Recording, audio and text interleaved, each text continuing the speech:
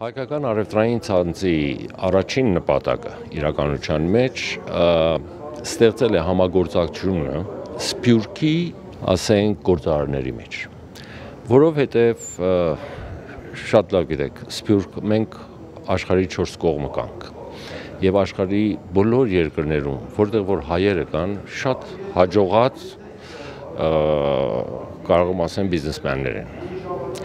Բայց դժբախտաբար իրարուց լուրջ չունենք։ Ուրեմն գաղափարը այդտեղից եկավ, այսինքն լինի, որ գործարարները տարբեր երկրներում կարողանան իրարու հետ աշխատել, հայերը, եւ փոխանակ դրամը մեկ կրպանից դուրս գա գնա այլ ազգի կրպանը, հայի կրպանից դուրս գա մտի հայի կրպանը։ Եվ դրա կողքին, իհարկե, աշխատանք տանելը Հայաստանում։ Այսինքն, եթե մենք միացած լինենք, իբրև գործարարներ, մեր արտոնաբերական պալատներում, Սփյուռքում, ավելի հեշտ եւ թյուրին կլինի արտոնաբերական պալատների միջոցով Հայաստանում գործանել, քան թե անձնական։ Բացատրեմ ձեզի, մենք 1.5 ամիս առաջ մոտավորապես Թորոնտոյի առևտրաարտոնաբերական պալատը Հայաստանում էր։ Մենք բերանք պատվիրարկություն 19 կանադական կազմակերպություններից։ Հիմա մտածեք, որ եթե այդ 19 կանադացի կազմակերպությունը երբեք եւ երբեք չէր լինի մեկ առ մեկ գար Հայաստան, բայց եկան Հայաստան վասն Կանադա-Հայաստան գործարարների խորհրդի միջոցով։ Փիրջանյան, Տիգրան Սարգսյանին հիշում եք, նախկին վարչապետ Հայաստանին, նա ուներ հայկական աշխարհ, ամբողջ հայ գործարարներին եւ հայկական ներուժը միավորելու ծրագիր։ Սա կապ ունի այդ ծրագրի հետ, այդ գաղափարը։ Տիգրան Սարգսյանին որևէ կապ չունի, այս գաղափարը իրականության մեջ սկսավ մոտավորապես 10-12 տարի առաջ, հետո մեկ ձևով շատ քնած վիճակի մեջ էր, մինչև 4-5 տարի առաջ գաղափարը նորից մեր Տիկին Հակոբյանը մեկ անգամ Տորոնտո այցելության էր եւ ես այս գաղափարը առաջ բերամ եւ այն գործընկերների հետ ասանք որ նորեն վերսկսենք, որովհետեւ հավատացած ենք իսկապես, որ գործարարները եթե միասին աշխատեն, իրարու հետ կարող են մեծ ներդրումներ անել, չեմ ասում անմիջական բերեն ներդրումները, բայց կարող են օգնեն ներդրումներին դեպի Հայաստան։ Դուք հիշում եք Տիկին Հակոբյանի վերջին հայտարարությունը Թանկյանին պատասխանելուց, որ դրսից քննադատելու փոխարեն ճիշտ կլինի, որ թեկուզ $1000 հաշվեհամար բացեն հայկական բանկերում սփյուռքահայերը։ Ինչպես եք ընդունում նման դիտողությունները։ Նայեք, ես շատ հիմա կարող եմ պատահի, որ պարոն Սերժ Թանկյանը կամ ես այդ հարցը հետևեցի ինտերնետի վրա։ Շատ շատեր քննարկում էին եւ քարկոծում մեկ ձև կարող եմ ասեմ, բայց ես իմ տեսակետով Տիկին Հակոբյանին, բայց ես որը մեկ սխալ դրա մեջ չտեսա։ Տեսեք, հիմա կարող է պատահի Տիկին Հակոբյանը ասավ, որ 1 միլիոն հայ բերեն $1000 տնեն ստեղ, բայց նկատի արեք, որ դրամաբանական մեկ բան է, այսինքն եթե մենք ամեն մեկս հիմա չասենք 1 միլիոն, Տիկին Հակոբյանի կարծեմ գաղափարը սխալ հասկացան, նա ուզում էր ասել, որ եթե դուք ձեր դրամը դնում եք Կանադայի բանկում եւ ստանում եք 1% դրեք հայկական բանկում եւ ստացեք մեկ չէ, չասավ բոլորը, մեկ մասը բերեք դրեք Հայաստան, ստացեք օրինակ 5% եւ դրանով Հայաստանն էլ կօգտվի, այսինքն դրամը չպիտի վերցնի, բայց այդ դրամը կաշխատի Հայաստանում։ Ես կարծեմ բոլոր երկրները այդ գործը կանեն։ Հիմա նկատի առեք, եթե բոլոր ամերիկացիները դուրսում ելնեին, ես վստահ եմ Ամերիկայի նախագահն էլ կասեր, դրամներ բերեք դրեք Ամերիկայում, փոխանակ տանեք Սուիսում պահեք։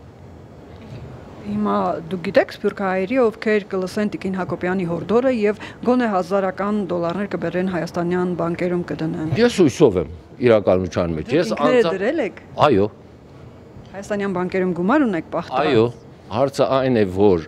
ժողովրդին քաջալերես, որ այս ձեր երկիրն է եւ այս ձեր երկրում եթե չես կարողանում այսօր $100,000 ներդրում անես, առնվազն եթե ունես $1000, $5000 եւ $10,000, նորից եմ կրկնում, եթե կարողությունը ունես փոխանակ 1% ստանալու ուրիշ երկրներում, ինչպես որ եվրոպական կամ ասենք ամերիկայում տոկոսները շատ ցածր են։ Կարող եք էդիկ դնեք Հայաստանում եւ թե դուք կօգտվեք եւ թե Հայաստանը եւ երկուսները շահավետ կդուրս կգան։ Իսկ ինչի սփյուռքահայերը շատ չեն վստահում Հայաստանին ու ներդրումներ չեն անում։ Ես կարծեմ, տեսեք, այս վերջի տարիներում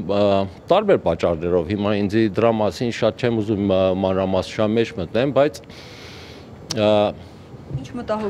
մտահոգություններ կան։ Նայեք, ես հիմա ձեզի մանրամասորեն չեմ երթան մտահոգությունների մեջ, բայց ինչպես որ ես իմ խոսքումս ասամ,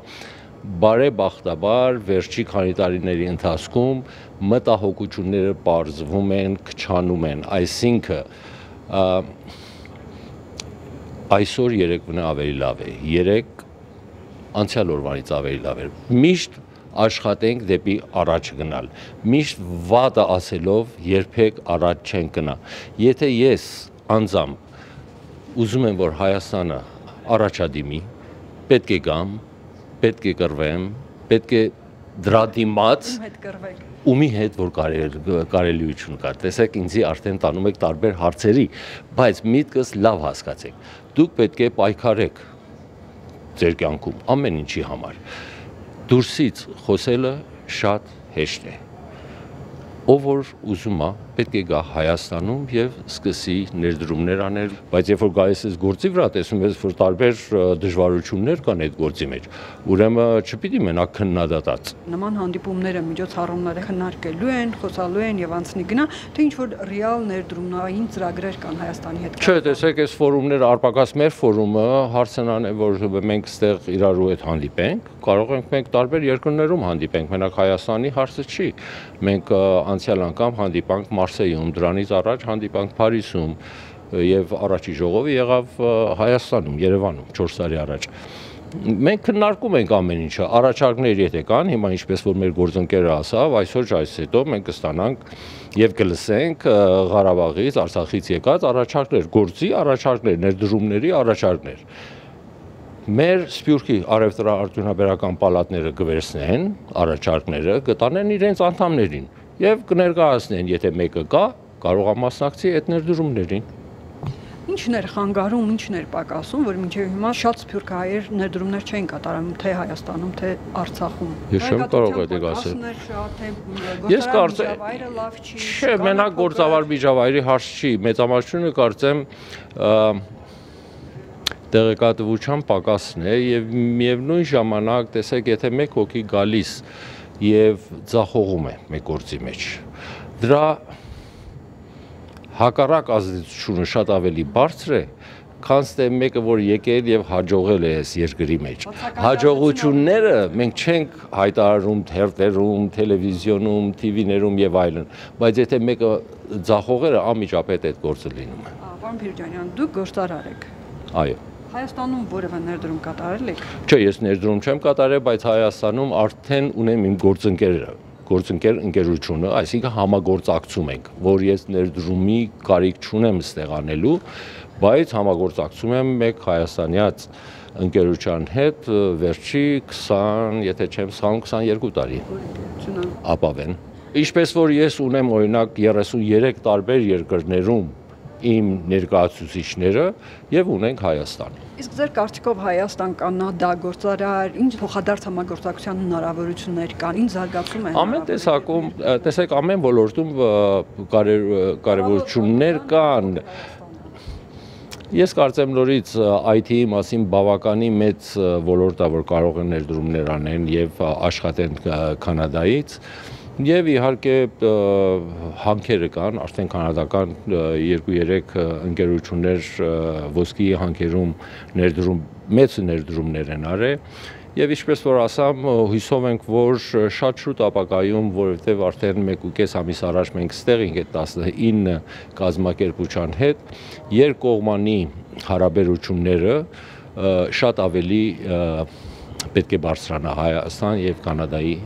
մեջ։ Իսկ Հայաստանի հարկային քաղաքականությունը գործարար միջավայրը բարենպաստ է ներդրումներ կատարելու համար, օտարերկրյա ներդրումների համար։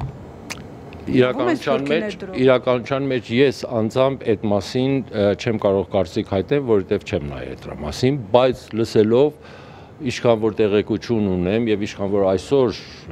մեզի բացատրություններ դրվավ, դեպի ավելի հարաճադիմում ենք ասենք։